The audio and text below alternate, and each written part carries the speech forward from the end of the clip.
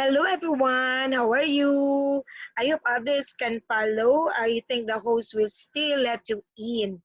For those who are not here, you can still review and view this discussion on my YouTube channel. So allow me to have my screen share. Okay, so here it is. How are you? I hope you're fine. And I hope that you're doing well and you are preparing yourselves. By the way, if you have some questions and comments, feel free to key in our chat box, and I'm willing to answer these questions after our discussion. So our topic for this afternoon is about the professional education. This includes almost all the courses in professional educations. To name few, we have the teaching profession, facilitating learning, child and adolescent in development, post-op assessment of student learning. We have even social dimensions in education research. We also have special topics and others, even field study and practice teaching. So for those who are not here, you can still review this, but don't forget to subscribe, like, and share. And it is Teacher Helen's TV. So number one, teacher art advocates the pragmatic philosophy of education, and she believes that experience should follow learning. Thus, she has to blank. So what do you think? Is it A, equip her students with basic skills and abilities? B, encourage her students to memorize facts? C, provide her students opportunities to apply their skills and abilities? D, require her students mastery of the lesson. So what do you think is the answer? The right answer is letter C. Why? What is pragmatic philosophy? It is a philosophical movement that includes those who claim that an ideology or proposition is true if it works satisfactorily, that the meaning of a proposition is to be found in the practical consequences of accepting it, and that unpractical ideas are to be rejected. So that's why the answer is letter C. Number two, I'm sorry for the numbering. Teacher says, if it's billiard that brings students out of the classroom, let us bring it into the classroom. Perhaps I can use it in my teaching of math, to which philosophy that this teacher adhere. Now take note, this is now the idea wherein the teacher will adapt what the students like, Mobile Legend this time and the like. Is it essentialism? Is it idealism, progressivism, or reconstructionism? The right answer is progressivism. There are progressives. So for example, today, since it's pandemic, I am playing Mobile Legend, and I will have an activity and related to that, and I will let my students do that. So I am a progressivist. The main principle that it's humans are social animals who learn best in real-time activities. So like this, an instructor posing questions that exercise students' mind in a practical manner. Essentialism on the other side is when all students with the most essential or meaning back to basic, this is essentialism. Essentialist views that reading, writing, arithmetic are important. Idealism is a different philosophy. Any view that stresses the central role of the ideal or the spiritual in the interpretation of experience. It may hold that the world or reality exists essentially as spirit or consequences, or consciousness, that abstractions and laws are more fundamental in reality than sensory things, or at least that whatever exists is known in dimensions that are chiefly mental, through and as ideas. Number three, under what value of measurement instrument does sentence or story completion fall? Take note that in giving a test, teacher may test, sometimes we give a completion time. What is this? Now, this is a projective technique. What is this projective technique? This is a test of a personality that designed to let person respond to an ambiguous stimuli, presumably revealing hidden emotions and internal conflicts projected by the person into the test. Next, number 4. Teacher Debbie clears her throat, sometimes with, excuse me, class, to communicate disapproval of a student's behavior. Which specific influence technique is this? Is it proximity control? Is it interest boosting? Is it signal interference or direct appeal? This is signal interference. Now, in classroom management, we need to do this. Why? Students who are not listening to us, so the teacher has to do something in order for the student to respond to us. So signal interference is a nonverbal intervention that communicates that the behavior is not appropriate. The types of signals can vary, but any type of teaching.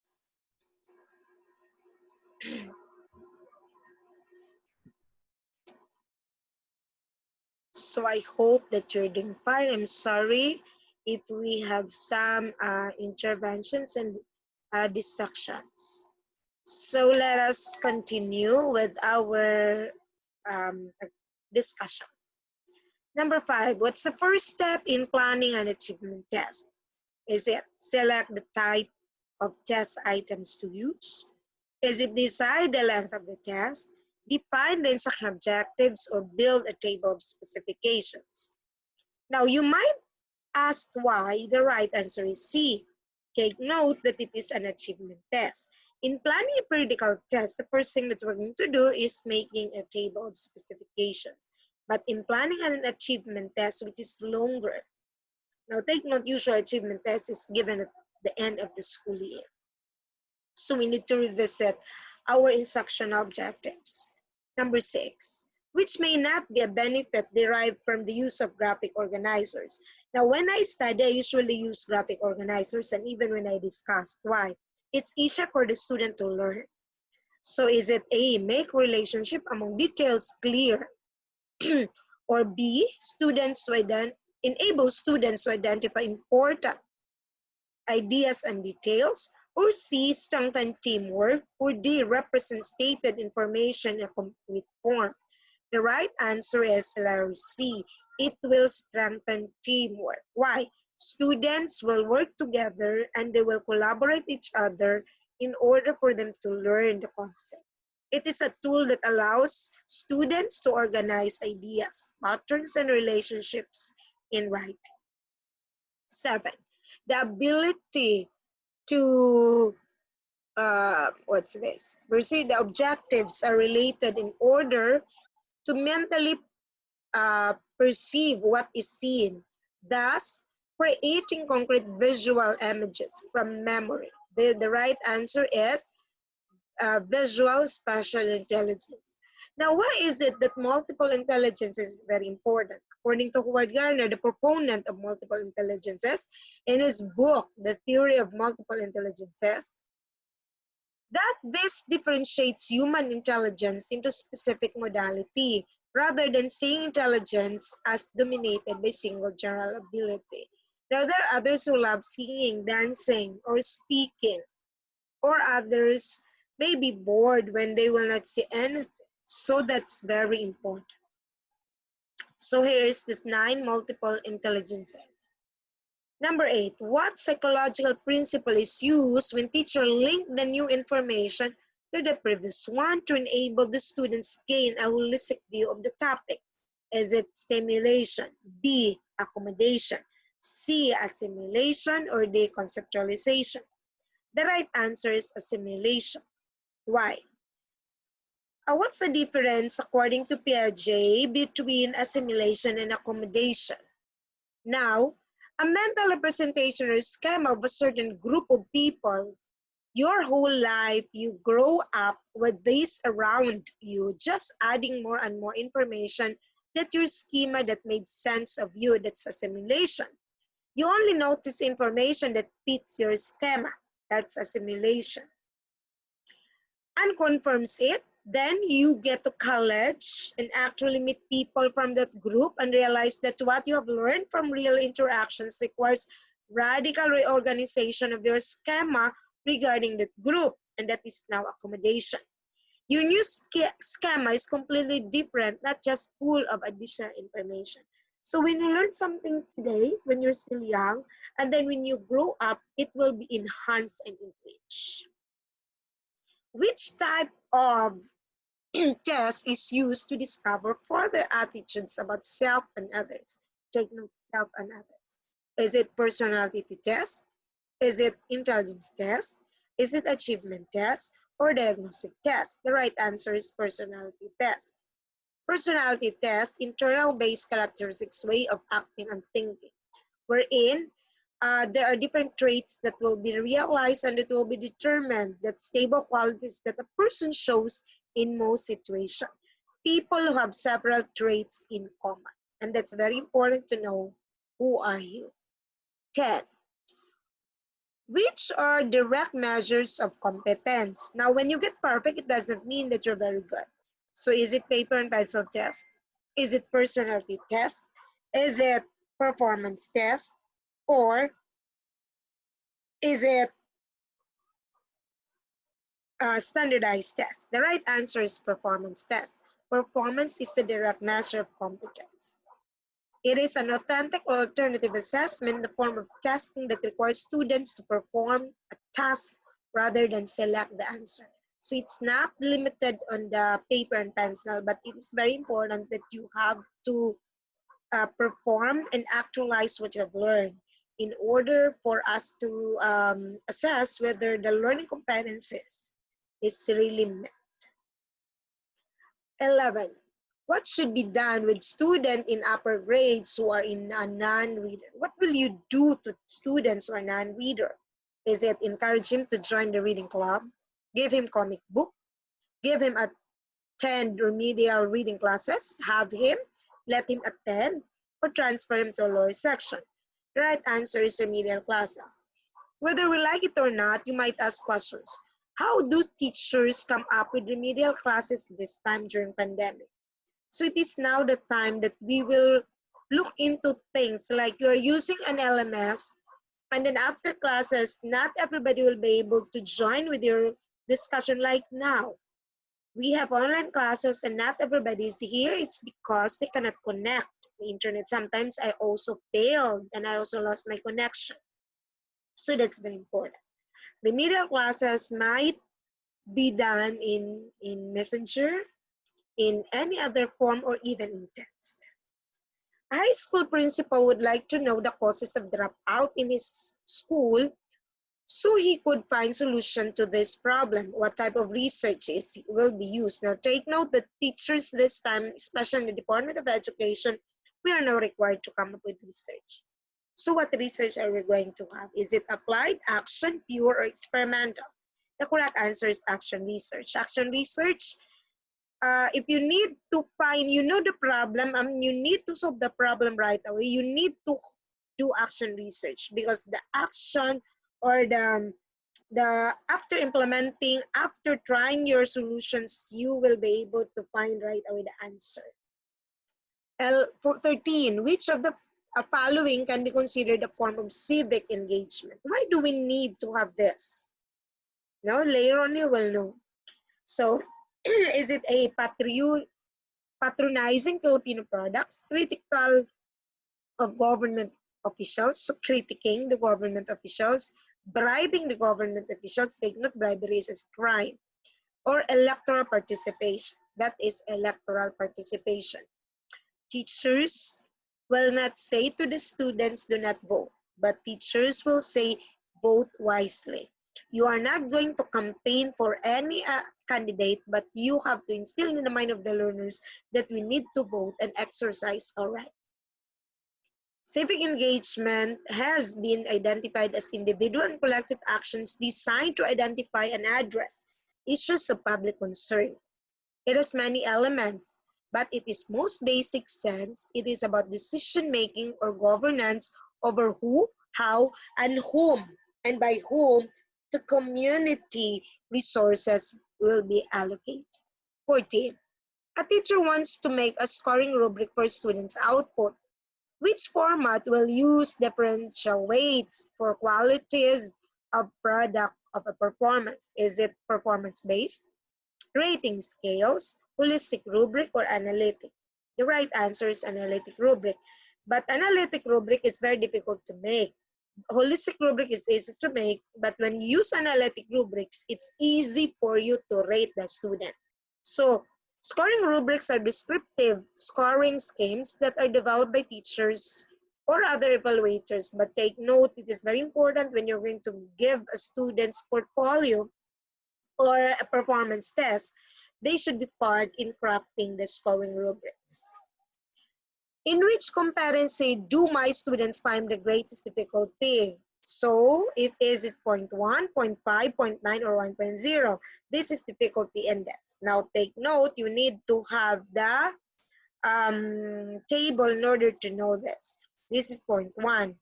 Now, the higher it is, let's say for example 1.0, the easy is the test. So if it's 1, that's easy, very easy. But if it's 0.1, that's very difficult. 16. The use of multi-level materials enables the teacher to do what? Is it A, review, B, tutoring, C, application of lesson, D, differentiated instruction? The right answer is differentiated instruction. I could still remember Dr. Paraluman who discussed when we started with the K-12 in 2012, then 2013 when we had the training in Baguio. That differentiated instruction is very important, must be done. Why? Not all students will learn in one activity. Let's say, for example, I am a kinesthetic learner. I don't like to listen, I don't like to write. I don't like to recite poems, but I love dancing and singing. So that's very important. So differentiated instruction refers to systematic approach to planning curriculum and instruction for academically diverse learners. It is a way of thinking about the classroom with the dual goals of honoring its students' learning needs and maximizing its students' learning capacity. That's according to Carol Ann Tomlinson.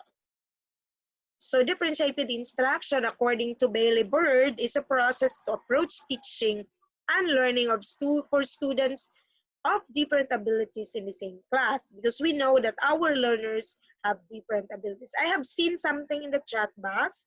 I will be answering all your questions after. So,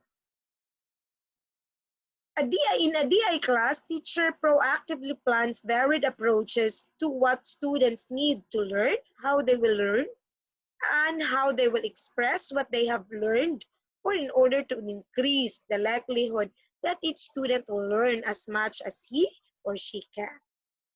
So there are different principles of differentiated instruction, still by Tomlinson. So because students different experience, the different readiness, that's why we need to give readiness tests or pre-test, diagnostic test, so that we'll know where are we going to start. Teachers need to make modifications in instruction for students rather than assume students must modify themselves to fit the curriculum. So especially today, it's pandemic. So we need to realign our lesson plans and see to it that we will still teach. Education will continue in any form. Online, offline, remote, modular, face-to-face, but it's very difficult to have face-to-face this time because we have 50 students. So how can we observe physical distancing? So this is the cycle of differentiated instruction from pre-assessment down to summative evaluation. 17. In relation to the comprehension skills, which doesn't belong to the group? Is it sequencing events, critical reading, finding the main idea, or recreatory reading? This is a developmental reading lesson. What is the right answer? This is recreatory reading. This includes reading magazines, reading newspaper, fairy tales from the word recreation. From the word recreation, I could still remember my teacher in high school. She just let us read something. Even the Puto sa Buwad, we were able to read it because we were asked to summarize after and share it to the whole class. So that is just reading for fun, so that we'll learn something. 18, Miss Solano, a preschool teacher, sees to it that the children are given opportunity to explore and work on different materials so that they will develop initiative and not guilt.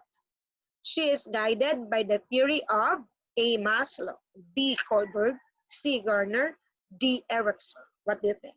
What's the keyword there? That is Erickson. Why?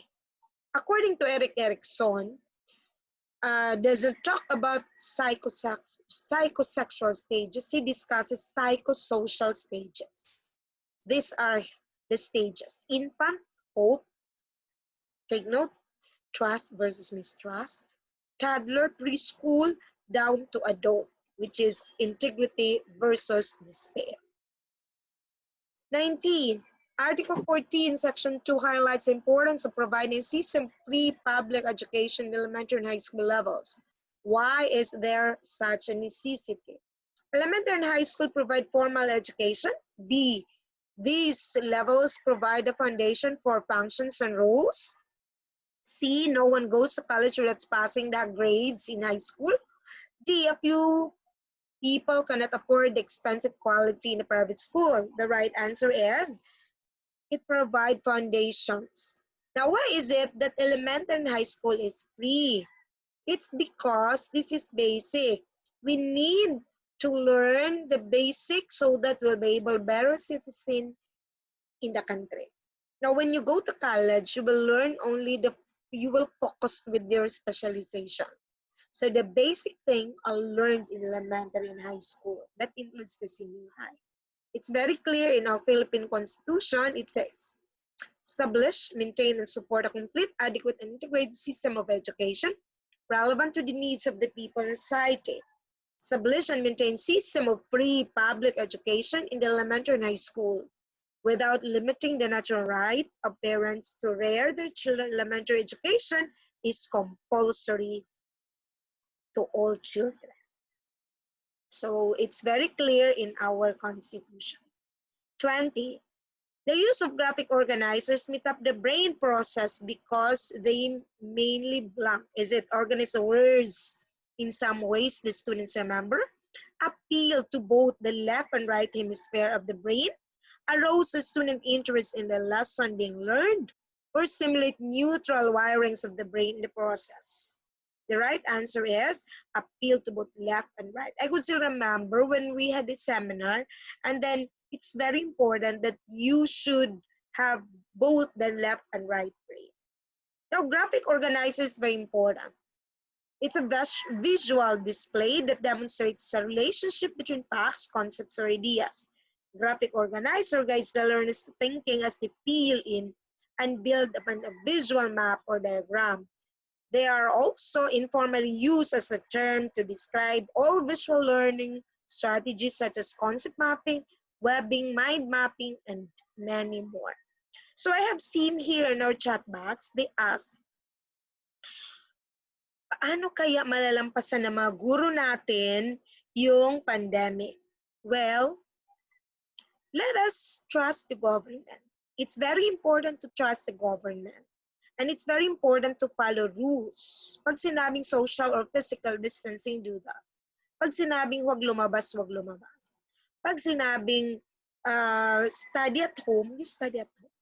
Pag sinabi ng principal nyo, if you're teaching, that you need to do module in order for you to give this to your learner, so you do that. Take note with the copyright law. Marami sa atin madaling matapos ang paggawa tayo ng module, but let us remember that there is a need to revisit.